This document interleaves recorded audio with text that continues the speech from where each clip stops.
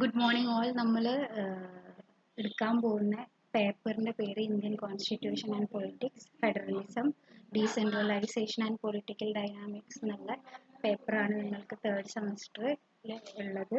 അതിൽ ബേസിക് ആയിട്ട് അല്ലെങ്കിൽ മെയിൻ ആയിട്ട് 5 ചാപ്റ്റേഴ്സ് ആണുള്ളത്. അതിൽ നമ്മൾ കവർ ചെയ്യുന്ന കോൺസെപ്റ്റ്സ് എന്ന് പറഞ്ഞാൽ Indian federalism, union state relations, അതുപോലെ challenges to Indian federalism, finance commission, NITI Aayog, അതുപോലെ പ്ലാനിംഗ് കമ്മീഷൻസ്, പിന്നെ Panchayati Raj system, 73rd and 74th അമെൻമെൻറ്റിൻ്റെ ഇമ്പോർട്ടൻസ്, പിന്നെ റിസർവേഷൻസ്, അതിൻ്റെ പ്രോബ്ലംസ്, പിന്നെ അമെൻമെൻറ്റ്സ് എങ്ങനെ നടക്കുന്നത്, അതിൻ്റെ പ്രൊസീജിയേഴ്സ് എങ്ങനെ, അതുപോലെ പാർട്ടി സിസ്റ്റം എന്താണ് ഇന്ത്യയിലുള്ള, ഏതൊക്കെ നാഷണൽ പാർട്ടീസ് ഉണ്ട്, അതുപോലെ റീജിയണൽ പാർട്ടീസ് ഏതൊക്കെയുള്ള അങ്ങനത്തെ കാര്യങ്ങൾ, പിന്നെ മൈനോറിറ്റീസ് ഏതൊക്കെയാണ്, അവരുടെ ഹ്യൂമൻ റൈറ്റ്സ് വയലേഷൻസ് ആവുന്നുണ്ടോ എന്നുള്ള കാര്യങ്ങൾ, ഇങ്ങനെയൊക്കെയുള്ളതാണ് ഈ 5 ചാപ്റ്ററിൽ നമ്മൾ കവർ ചെയ്യുന്നത്. സോ നമുക്ക് നമ്മളുടെ ഫസ്റ്റ് ചാപ്റ്റർ സ്റ്റാർട്ട് ചെയ്യാം. ഫസ്റ്റ് ചാപ്റ്ററിൽ നമ്മൾ ബേസിക് ആയിട്ട് നോക്കാൻ പോകുന്നത് ഇന്ത്യൻ ഫെഡറലിസം, അതിൻ്റെ കോൺസ്റ്റിറ്റ്യൂഷണൽ പ്രൊവിഷൻസ്, അതുപോലെ യൂണിയൻ സ്റ്റേറ്റ് റിലേഷൻസ്, അതായത് സെൻട്രലും സ്റ്റേറ്റും റിലേഷൻസ്, അതിൽ ലെജിസ്ലേറ്റീവ് റിലേഷൻസ് ഉണ്ട്, അതുപോലെ അഡ്മിനിസ്ട്രേറ്റീവ് റിലേഷൻസ് ഉണ്ട്, ഫിനാൻഷ്യൽ റിലേഷൻസ് ഉണ്ട്, പ്രൊവിഷൻസ് ഉണ്ട്. പിന്നെ ഇന്ത്യൻ ഫെഡറലിസത്തിനുള്ള വെല്ലുവിളികൾ എന്തൊക്കെയാണ്, ചലഞ്ചസ് എന്തൊക്കെയാണെന്നുള്ളത്, പിന്നെ കുറച്ച് ഇൻസ്റ്റിറ്റ്യൂഷൻസ്, ഫിനാൻസ് കമ്മീഷൻസ്, അതുപോലെ NITI Aayog, GST council, Inter state council compositions, powers, functions, ഇത്രയും കാര്യങ്ങളാണ് നമ്മൾ ഈ ഫസ്റ്റ് ചാപ്റ്ററിൽ കവർ ചെയ്യാൻ പോകുന്നത്. സോ നമുക്ക് സ്റ്റാർട്ട് ചെയ്യാം. നമ്മുടെ ആദ്യത്തെ ചാപ്റ്ററിൽ തന്നെ നമ്മൾ തുടങ്ങുന്നത് ഇന്ത്യൻ ഫെഡറലിസം എന്താണെന്ന് പറഞ്ഞിട്ടാണ്. സോ ഇന്ത്യൻ ഫെഡറലിസം എന്താണെന്ന് മനസ്സിലാക്കുന്നത്, അതായത് അതിൻ്റെ ഒരു ഓവറോൾ വ്യൂ കിട്ടുന്നതിന് മുന്നേ നമ്മൾ ആ ഫെഡറൽ എന്നുള്ള വേർഡ് കൊണ്ട് എന്താ മീൻ ചെയ്യുന്നതെന്ന് മനസ്സിലാക്കണം. സോ ഫെഡറലിന് ഉദ്ദേശങ്ങൾ, it means that it has a central government and state government, അതായത് ബൈക്യാമറലായിരിക്കും അതിൻ്റെ നേച്ചർ. അതിൽ സെൻട്രലിലും ഒരു ഗവൺമെൻറ് ഉണ്ടായിരിക്കും, സ്റ്റേറ്റ് വൈസിലും ഒരു ഗവൺമെൻറ് ഉണ്ടായിരിക്കും.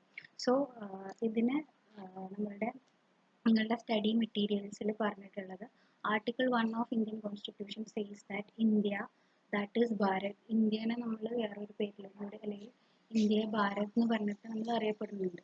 സോ അത് shall be S union of state ആണ്, ഒരു സ്റ്റേറ്റുകളുടെ, സംസ്ഥാനങ്ങളുടെ ഒരു കൂട്ടായ്മ അല്ലെങ്കിൽ ഒരു യൂണിയൻ ആയിട്ടാണ് ഇന്ത്യ അല്ലെങ്കിൽ ഭാരതിനെ നമ്മൾ കണക്കാക്കുന്നത്. അതിൽ നിന്ന് തന്നെ നമുക്ക് മനസ്സിലാക്കാം, അതായത് there is A union of States, അതായത് ഒരുപാട് സംസ്ഥാനങ്ങളുടെ ഒരു കൂട്ടായ്മ ഫോർ റെപ്രസെൻറ്റിങ് ദ യൂണിയൻ, അതായത് നമ്മളുടെ എല്ലാ സംസ്ഥാനങ്ങളെയും റെപ്രസെൻ്റ് ചെയ്യുന്ന ഒരു യൂണിയൻ, അത് സെൻറ്റർ ആയിക്കോട്ടെ, അതുണ്ട് നമുക്ക്. അതുപോലെ നമ്മളുടെ ഓരോരോ സ്റ്റേറ്റിലുള്ള ആൾക്കാരെ റെപ്രസെൻ്റ് ചെയ്യാൻ സ്റ്റേറ്റുമായിട്ടുള്ള അതുണ്ട്. അപ്പം ഇതാണ് ആർട്ടിക്കിൾ 1 ഇത് മെൻഷൻ ചെയ്യുന്നത്. പിന്നെ ഇതിൽ പറയുന്നത് ഒരു ഫെഡറൽ സ്റ്റേറ്റ് എന്ന് പറയുമ്പോൾ അതിന് രണ്ടിൻ്റെയും നേച്ചർ ഉണ്ട്. ഒരു യൂണിറ്ററി സ്റ്റേറ്റിൻ്റെയും നേച്ചർ ഉണ്ട്, അതുപോലെ ഒരു ഫെഡറൽ സ്റ്റേറ്റിൻ്റെയും നേച്ചർ ഉണ്ട്. കാരണം അറ്റ് ദ സെയിം ടൈം ചില സ്ഥലങ്ങളിൽ യൂണിറ്ററി സ്റ്റേറ്റുകളുടെ ഒരു സ്വഭാവം അത് കാണിക്കും, ചില സ്ഥലങ്ങളിൽ ഒരു ബൈക്യാമറൽ അല്ലെങ്കിൽ ഫെഡറൽ സ്റ്റേറ്റിൻ്റെ സ്വഭാവം അത് കാണിക്കും. പിന്നെ ഇതിൽ പറയുന്ന federalism is A system of government in which powers have been divided between the centre and it's constituent parts such as States or province. അതായത് ഫെഡറലിസം എന്ന് പറയുന്നത് അതൊരു ഗവൺമെൻറ്റിൻ്റെ സിസ്റ്റമാണ്. അതിൽ പവേഴ്സ്, ഈ പറഞ്ഞ പവേഴ്സ് ഡിവൈഡ് ചെയ്യപ്പെട്ടിട്ടുള്ള ഒന്ന് സെൻറ്ററിനും പിന്നെ ഒന്ന് സ്റ്റേറ്റിനുമായിട്ട് ഡിവൈഡ് ചെയ്യപ്പെട്ടിട്ടുണ്ടാവും. അത് അതിൽ 2 സെറ്റ്സ് ഓഫ് പൊളിറ്റിക്സ് നമുക്ക് കാണാൻ കഴിയും. ചിലപ്പോൾ നമ്മളുടെ ഇവിടെ ഇലക്ഷനൊക്കെ നടക്കുമ്പോൾ നമുക്ക് കാണാൻ കഴിയുന്നത് ചിലപ്പോൾ നമ്മളുടെ സെൻറ്ററിൽ ഇപ്പോൾ നമ്മളുടെ ഇവിടെയുള്ള നാഷണൽ പാർട്ടീസിൽ BJP ഉണ്ട്, ഇന്ത്യൻ നാഷണൽ കോൺഗ്രസ് ഉണ്ട്, അതുപോലെ കമ്മ്യൂണിസ്റ്റ് പാർട്ടി ഓഫ് ഇന്ത്യ, അങ്ങനെ ഒരുപാട് ഐ ഗസ് 7 നാഷണൽ പാർട്ടീസ് ആണെന്നുള്ളതെന്ന് ഐ ഗസ്.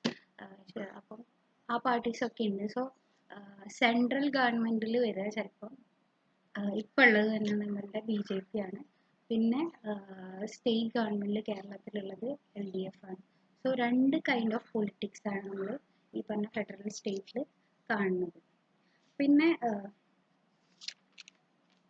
ഇതിൽ KC വീർ എന്ന് പറഞ്ഞിട്ടുള്ളൊരു വ്യക്തി ഈ പറഞ്ഞ ഫെഡറൽ സ്റ്റേറ്റ് എന്ന് പറഞ്ഞ ഒരു കോൺസെപ്റ്റിനെ ക്രിട്ടിസൈസ് ചെയ്തിട്ടുണ്ട്. നമ്മളിതൊരു ഫെഡറൽ സ്റ്റേറ്റ് എന്ന് പറയാൻ പറ്റില്ല, നമ്മളതൊരു ക്വാസി ഫെഡറൽ സ്റ്റേറ്റ് ആണ്. കാരണം അത് രണ്ടിൻ്റെയും ഫീച്ചേഴ്സ് കാണിക്കുന്നത് കൊണ്ടാണ് അതിനെ ക്വാസി ഫെഡറൽ എന്ന് പറയുന്നത്.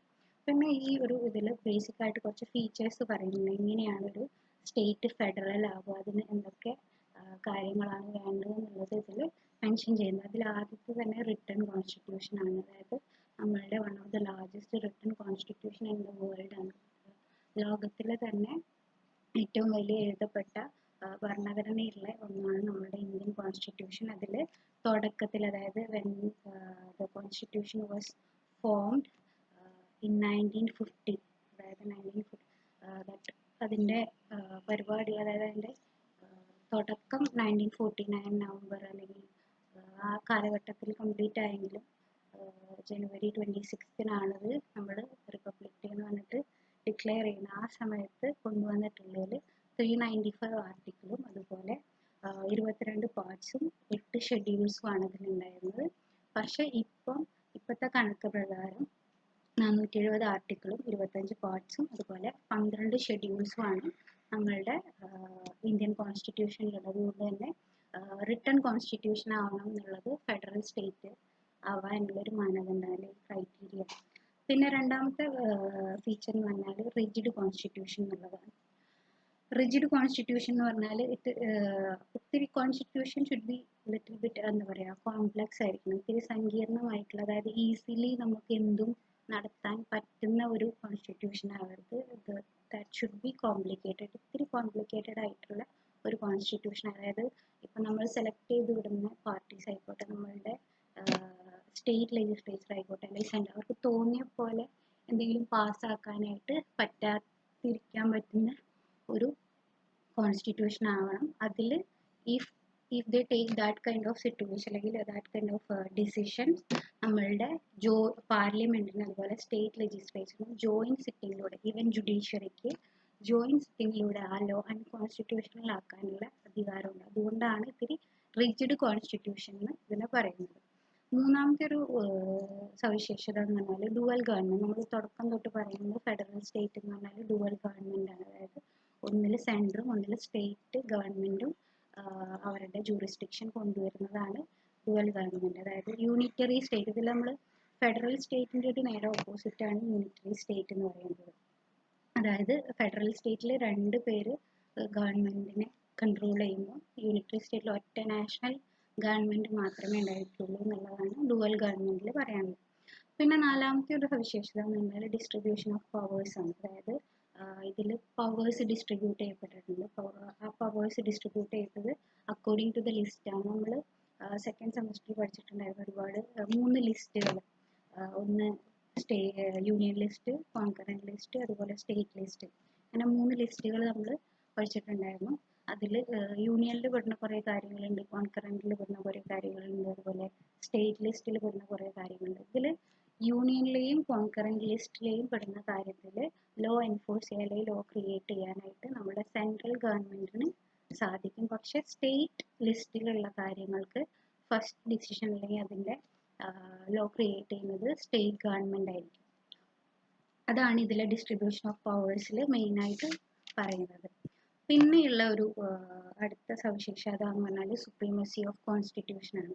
അതായത് നമ്മളുടെ രാജ്യത്ത് കോൺസ്റ്റിറ്റ്യൂഷന് പരമാധികാരമുണ്ട്. അതായത് അക്കോർഡിംഗ് ടു ലോ ആണ് എല്ലാം ഇവിടെ നടക്കുന്നത്.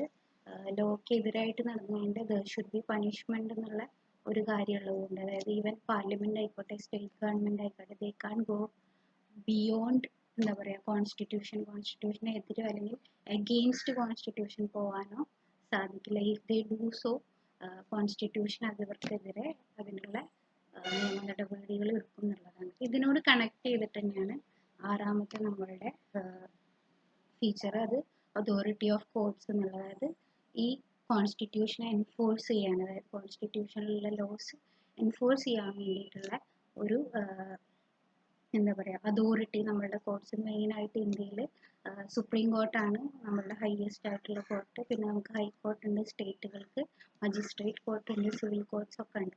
അപ്പം ഈ കോർട്സുകൾ ഇവർക്കൊരു അതോറിറ്റി ഉണ്ട്. അതായത് ഇപ്പം എന്തെങ്കിലും തരത്തിലുള്ള ഫണ്ടമെന്റൽ റൈറ്റ്സോ അല്ലെങ്കിൽ എന്തെങ്കിലും തരത്തിലുള്ള വയലേഷൻസ് നമ്മളുടെ ഈ ഗവൺമെന്റ്സ് ചെയ്യുന്നുണ്ടെങ്കിൽ അതിനെതിരെ അല്ലെങ്കിൽ അവർ കൊണ്ടുവന്നിട്ടുള്ള ലോക്കെതിരെ ഒരു ജുഡീഷ്യൽ റിവ്യൂ കൊണ്ടുവരാനോ അല്ലെങ്കിൽ അതിനെതിരെ അത് അൺകോൺസ്റ്റിറ്റ്യൂഷണൽ ആക്കാനുള്ള അധികാരം ഈ കോർട്ടുകൾക്കുണ്ട്. അതിനുള്ള എക്സാമ്പിൾസ് നിങ്ങൾക്ക് തന്നെ മനസ്സിലാവും. നമ്മുടെ ശബരിമല ഇഷ്യൂസ്, അതുപോലെ ട്രിപ്പിൾ തലാഖ് എന്നൊക്കെ പറഞ്ഞിട്ട് കുറച്ച് കാര്യങ്ങൾ അതിലൊക്കെ വന്നിട്ടുള്ള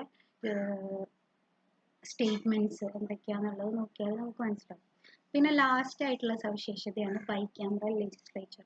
ഞാൻ തുടക്കം തൊട്ടേ പറഞ്ഞിരുന്നു, അതായത് രണ്ട് ഡുവൽ ഗവൺമെന്റ് എന്നുള്ള ഒരു ഇത് തന്നെയാണ് ഇതിലും ബൈക്യാമറൽ ലെജിസ്ലേച്ചറിൽ വരുന്നത്. അതായത് ബൈക്യാമറൽ എന്ന് പറഞ്ഞാൽ രണ്ട് തരം ഗവൺമെന്റ്സ് ഹോൾഡ് ചെയ്യുന്നത്. ഇപ്പം ഇതിൽ പറയാൻ നമുക്ക് തന്നെ രാജ്യസഭയുണ്ട്, ലോക്സഭയുണ്ട്. Rajya Sabha where representatives of states ഉണ്ടാവും. ഓരോ സ്റ്റേറ്റിനെ റെപ്രസെന്റ് ചെയ്യുന്ന ആൾക്കാരായിരിക്കും രാജ്യസഭയിലുണ്ടാവും. നിങ്ങൾക്കറിയാം നമ്മളുടെ MP മാർ നമ്മളുടെ കേരളത്തിൽ നിന്ന് എത്ര MP ഉണ്ട്, അതുപോലെ തമിഴ്നാട്, അങ്ങനെ അങ്ങനെ ഓരോ സ്റ്റേറ്റിനെ റെപ്രസെന്റ് ചെയ്യുന്ന ഒരു സെൻറ്റർ അവിടെയുണ്ട്.